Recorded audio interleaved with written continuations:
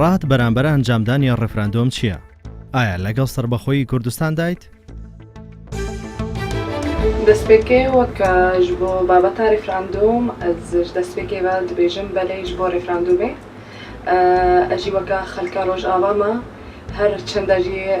ez ne xelka Başûrê Kurdistanê me jî bes ez bi belê didime ji bo ڕێفراندۆmê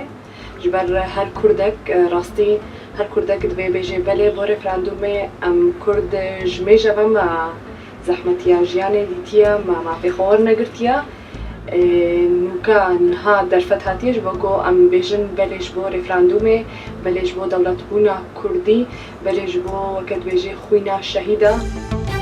من و شارجەوهەر دانیشتووی شاری هەولێرم منیش وەکو گەنجێک بەڵێ لەگەڵ پرسی سەربەخۆیدام لە ئێستادا کاتێکی زۆر گونجاوە بۆ ئەوەی کوردستان ببێت بە دەوڵەت و زۆر بەباشی دەزانم لەگەڵ بەغدا جیاب بینەوە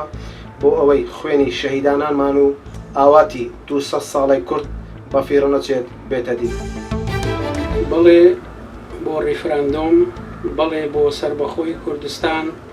وەکو وەفایەک بۆ خوێنی هەزارەها سەدەها هەزار شەهیدی کوردستان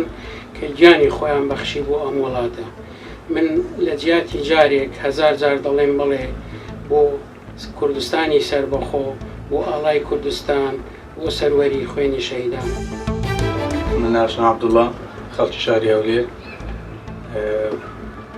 گرنگی ڕێفراندۆم لەوەدایە خوێنی شەهیدانمان ئاسوودە دەبێ